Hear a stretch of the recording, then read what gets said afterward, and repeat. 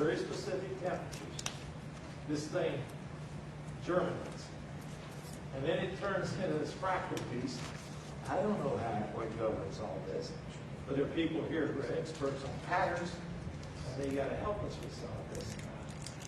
And this is the last one. This is my favorite because this is the work that gets very much I was doing back in the office. This is a cell that has fertilized its egg. It has all the chemicals, all the cytoskeleton, all the extracellular matrix, and it ain't going no place. If you come back a few days later, the base will rot, and it's going to give off hydrogen sulfide. Now the chemicals, everything's in there to make the chicken, except we didn't turn on the light. And here, you know, we turn on the light, we get a chicken. Cheese! And it's a very precise temperature. Go too high, too low. And then it has to metabolize. Now, obviously, it has to be a disciplinary system. If I choke this chicken for a few minutes, it's dead. And so here's the end of this. We think that a great deal of this has something to do with water. A lot of people in this room are experts on this. And so when I talk to the folks, Fred Rose, and those people who have the big protein folders, they sit me down and show me all about water on the surface of this thing. And if the heat shock proteins all have a little water course to them, that's a water structure. Manfred Hagen did great things on water structure, proton jumps, things you know a lot about. There's where we have to zoom in. I think understanding how the water really, and the most sensitive thing in your body is pH. We change that 7th decimal place, 1, and you're sick. You're acidosis or alkalosis. And if we change your temperature a few degrees, it's the same way. Well, I thank you very much. I know this is a lot carrying on up here, and I'm just zooming at 30,000 feet over some very important issues here. And I hope that somewhere in here we find some way. I think it's going to be a while before we figure all this self-organization and what determines all this and the pattern recognition. But we're on our way. And when I look out at this audience, I see people like Don Aker and Messelmaker, all these people putting together these models and how they work at all levels. And I thank you for being here. I'm honored. Thank you. In about 10 minutes, we can take questions. Yeah, so I have one question. So you said that if a cell leaves the basal membrane, it could be suicide. Is that true for the adult stem cells too? And if it's true, how does leaf development happen without, cells have to be leaving all the time the place where they are? I don't know. But I tell you, well, let me tell you, George Guy, the father of American type tissue culture, the first human cells culture, the Walker 256, and when he looked like Charles de Gaulle, he acted like him. He was a wonderful man. I was a kid, the Letters Department. We're talking 1960 now. And he'd take me out, and he liked me for some reason. He said, "What are you going to work on, son?" And I said, "Differentiation, sir." "Do you know what that is?" And I thought, "Oh, geez, what are you talking about?" He said, "A urologist did that for God's sake." I said, "What did he do?" Now listen to this. And Steinbecker's the expert. He took a bone and he extracted all the salts out of it at 0.1 normal hydrochloric acid. Then he put it in distilled water and neutralized it. And he had a bone that was made of collagen. Because the #1 protein in your body is collagen. That's what holds everything together. And then he ground it up and put it in a petri dish. And when he put a fibroblast on there, it turned into an osteoblast. So let me repeat that. Just an old fibroblast put on bone collagen, which has been extracted with 0.1 normal, and all this stuff turns into a fibroblast. He said, "Is that differentiation, fibroblast to bone, osteoblast?" I think it is.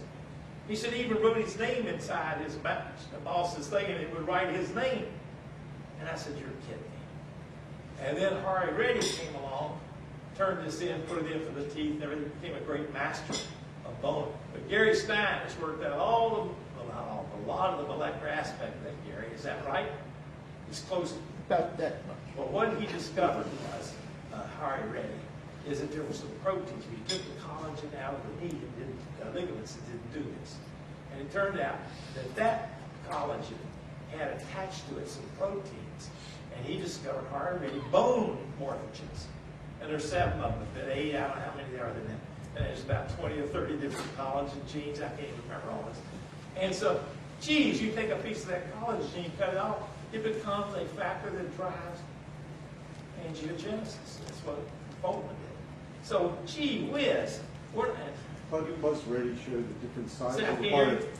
Plus, Reddy showed different size of those particles had different effects. yes. So it wasn't just the bone morphogenetic. That's right. And it's a whole story. Matrigel, and everybody knows there's all these interesting things. So I don't think it's been solved, but I think it makes it clear that what a cell touches determines what it does. So, to answer your question specifically, hematopoietic progenitor cells do not undergo anoikis when they leave their matrix. When they leave their niche, they're just fine. So they do not, they can move through the systems. And so if you take blood from an normal... Same is true for T cells, same is true Yes. for B Right. cells. And blastocyst-derived pluripotent cells as well. Right.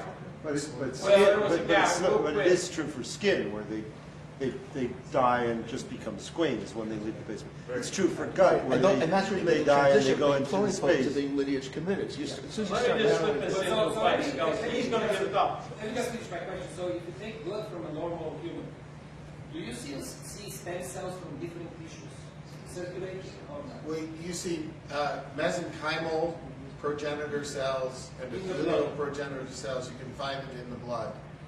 You can do see- bone marrow transplant with You that. can see hematopoietic progenitor cells. You can mobilize them by giving colony stimulating factor, but and if you have cancer, you have more of those progenitors circulating than if you don't. And let me tell you why I'm grabbing for it. There's a man who needs credit here. His name's Sumner Wood. In 1962, Sumner Wood took a rabbit and put a glass thing on its ear and took a movie inside the rabbit's ear. And he shows that cancer cells walk in there like tanks walking through. The blood cells, okay, eosinophils, macrophages come in and out like trace trucks, cleaning stuff up. But everything is locked in place, except these cancer cells, which are moving around. And the pathology department only looks at dead cells. All pathology departments look at dead cells. And since he wanted to look at live cells, everybody, and he left Hopkins and went to Lilly and he committed suicide. I mean, nobody would buy into the fact that these cancer cells, now that suicide's a complicated thing, but it's still, we got his movies. We went back and got his movies restored at the University of Virginia. Incredible story of how cancer cells move versus the one you just talked about, eosinophils, macrophages, and granulocytes. So I have a philosophical question, which, I'll phrase it in terms of when various people study avalanches, they don't spend their time learning about how snowflakes fall. Because, there's Because enough... they can't answer it. No, there's a perfectly fine No, science... and we argued about that. I There's don't perfectly think fine science of people who study snowflakes. granular flow and avalanches or whatever, and make progress and can design, and you don't need to know, or only need to know some I very agree. simple facts about the crystallization processes that actually create the grains in the first place. Right. Now, the argument you're giving essentially is the opposite of that. That we have to know all the details of the chromosomal structure and everything sort of arranging at that scale in order to be able to begin to understand metastatic motion, metastatic seed and soil hypothesis. So is that true? I mean, is that No, you're exactly right. So Dennis I'm Hills. trying to ask a philosophical question. Wait, I'm just yeah. asking you sort of philosophical Well, opinion. Dennis Hills, the guy who did the computer, Hills, came to our meeting when we did all this at the NCI meeting. And what did he say? You shouldn't be working at the physics up from the bottom. You should be working from the control spots at the top down. You don't need to know what the compression ratio is your car to drive it home. You don't need to know the spark. You just need to know where the brake, the pedal, and the steering wheel are, and you can get home. And he says, so work from the control point. And that's what we're doing with our life. We're taking the cancers that you can cure and trying to find out what those control points. I would not spend 1 minute of my time looking at pattern recognition. But I will tell you that if you look at pattern recognition, you can tell me, well, this person has got a high probability of having metastasis and dying from it. So that's why I'm up here giving. I would not have set this meeting up on metastasis. I think that's at the far end of this thing. And I think if I had physics, I try to work up to the bottom, information transfer, pattern recognition. And that's why I'm taking this pitch. But these questions are more complicated actually than the metastatic process. That's right. Here and then, Just a more detailed question, this notion of kind of the dynamics of cell shape.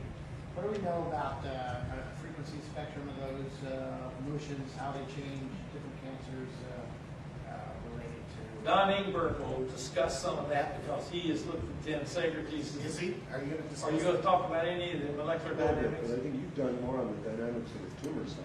Yeah. But in this case, not at a molecular level, but at the cellular level. Oh, yes. Okay, what we do when we do the Fourier analysis of spatial, we can tell you which ones are metastatic and which ones are not, okay? And when we look at the chaos matter, and chaos is the most complicated thing in the world, as you know. But when we do look at that, we can see positive Lipinoff coefficient. When Ivor Giever, the guy that takes gold and puts a current across it in the petri dish, puts a cancer cell here, and then it changes the current, and he redoes it. He has a motion detector of the cells. When we do that, we can say it's called ESIS, electronic cell impedance study. He has a company now, you know, everybody does. And he can say, that's a bad cancer, that's the way the drug works. We did that. And it has positive Lipinoff coefficients to all that. Now, what the hell that means? It means it's a mathematical indication of sensitivity to initial conditions. I don't know much beyond that. I mean, there's experts here. What I was about? trying to say that when you're saying the shape dynamics. Yes.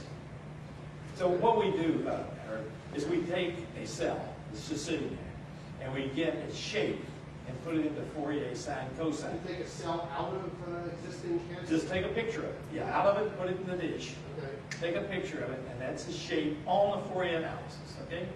And so here's, On what surface? just on plastic. Just on plastic. Yeah. And so we trace it with the digitizer and then put it back in with XY coordinates so we can redraw the shape. Okay, now the next thing is if you watch that cell, it'll change the shape. Now what do you do? With Bill Geyer, the guy from applied physics, we looked at how each spatial harmonic changes with time. So on this one we have the spatial harmonic, on this one we have the temporal harmonic, and the clouds coming up and down looking like the mountains of Himalaya. So what does that mean? So we made some cartoons of pseudoplanets and found where the information was.